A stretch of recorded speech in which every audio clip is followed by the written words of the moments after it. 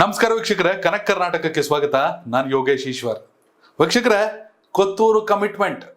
ಕೋಲಾರ ವಿಧಾನಸಭಾ ಕ್ಷೇತ್ರದ ಶಾಸಕ ಮುಂಚೆ ಮುಳಬಾಗ್ಲು MLA ಆಗಿದ್ರು. ಕೊನೆಯ ಕ್ಷಣದಲ್ಲಿ ಸಿದ್ದರಾಮಯ್ಯ ಅವರು ನಾನು ಕೋಲಾರಕ್ಕೆ ಬರ್ತೀನಿ ಅನ್ನೋ ಕನ್ಫ್ಯೂಷನಲ್ಲಿ 15 ದಿನ ಇರುವಾಗ ಟಿಕೆಟ್ ಕೊಟ್ಟರು. ಕೊತ್ತೂರು ಕಮಾಲ್ ಮಾಡಿಬಿಟ್ರು.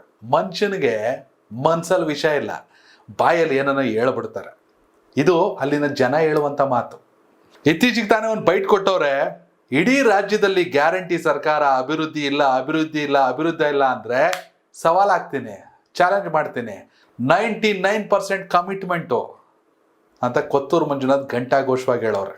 ಇನ್ನು ನಮ್ಮ ಅವಧಿ 3 ವರ್ಷ ಇದೆ.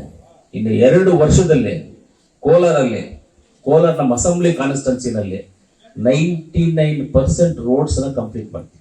ಎಸ್, ಹೌದು ವೀಕ್ಷಕರೇ, ಕೊತ್ತೂರು ಮಂಜುನಾಥ್ ಕಮಿಟ್ಮೆಂಟ್ ಅಂದ್ರೆ ಜನಕ್ಕೊಂಥರ ವೇದವಾಕ್ಯ ಇದ್ದಂಗೆ. ಈ ಹಿಂದೆ ಮುಳಬಾಗ್ಲು MLA ಆಗಿದ್ದಾಗ ಸರ್ಕಾರ ಇತ್ತೋ ಇಲ್ವೋ ಗೊತ್ತಿಲ್ಲ, ಆದ್ರೆ ಮುಳಬಾಗ್ಲು ಜನರಿಗೆ ಮಾತ್ರ ಮುಖ್ಯಮಂತ್ರಿನೂ ಅವರೇ, ಮುಳಬಾಗ್ಲಿಗೆ ಪ್ರಧಾನಿನೂ ಅವರೇ, ಗವರ್ನರು ಅವರೇ, ಪ್ರೆಸಿಡೆಂಟು ಅವರೇ, ಎಲ್ಲ ಅವರೇ. ಯಾಕೆಂದ್ರೆ ಕೊತ್ತೂರು ಕಮಿಟ್ಮೆಂಟ್ ಅದು. ಎಸ್ ವೀಕ್ಷಕರೇ, ಗ್ಯಾರಂಟಿ ಸರ್ಕಾರದಿಂದ ರಾಜ್ಯದಲ್ಲಿ ಯಾವುದೇ ಅಭಿವೃದ್ಧಿ ಆಗ್ತಿಲ್ಲ ಅಂತ ಎಲ್ಲ ಶಾಸಕರು, ಕಾಂಗ್ರೆಸ್ನ ಶಾಸಕರು ಸೇರಿದಂತೆ ಎಲ್ಲರೂ ಒಳಗೊಳಗೆ ಬೇಸರ ಮಾಡ್ಕೊತಾ ಇದ್ದಾರೆ. ಕೊತ್ತೂರು ಮಂಜುನಾಥ್ ಮಾತ್ರ 2 ವರ್ಷ ಆಗೋಯ್ತು, ಇನ್ನು 3 ವರ್ಷ ಐತೆ.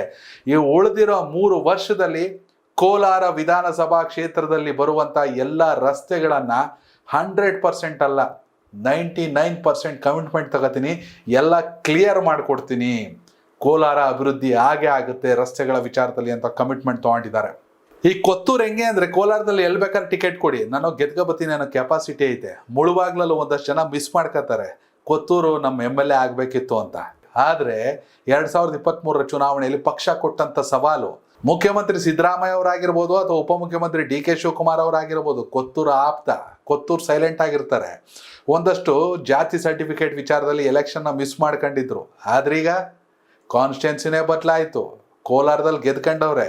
ಇನ್ನು ಉಳಿದಿರೋ 3 ವರ್ಷದಲ್ಲಿ, ಈ 2 ವರ್ಷದಲ್ಲಿ ನೋಡಿರೋದು ಬರೀ ಪ್ರೋಮೋ, ಇನ್ನು 3 ವರ್ಷದಲ್ಲಿ ಕಂಪ್ಲೀಟ್ ಕಮಿಟ್ಮೆಂಟ್ನ ನಾನು ಮಾಡಿ ತೋರಿಸ್ತೀನಿ ಅಂತ ಹೇಳೋರೆ. ವೀಕ್ಷಕರೇ, ಕೊತ್ತೂರು ಮಂಜುನಾಥ್ ನಿಜಕ್ಕೂ ಒಂದು ರೀತಿಯಲ್ಲಿ ನುಡಿದಂತ ನಡೀತಾರೆ.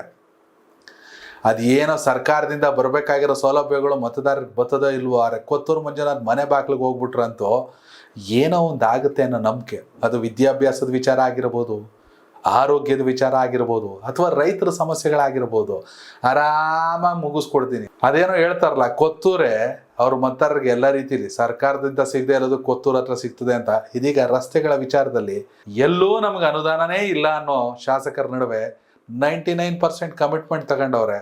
ಕೊತ್ತೂರು ಮಂಜುನಾಥ್ ಅವ್ರ ಕೆಲಸದ ಬಗ್ಗೆ ದಯವಿಟ್ಟು ಕೋಲಾರ ಜಿಲ್ಲೆಯ ಎಲ್ಲ ವಿಧಾನಸಭಾ ಕ್ಷೇತ್ರಗಳ ಮತದಾರರು ಕಾಮೆಂಟ್ ಮೂಲಕ ತಿಳಿಸಿ, ಕೋಲಾರ ಅಭಿವೃದ್ಧಿ ಹೇಗಾಗಬೇಕು. ಕನೆಕ್ಟ್ ಕರ್ನಾಟಕ, ಇದು ನಿಮ್ಮ ನೆಟ್ವರ್ಕ್.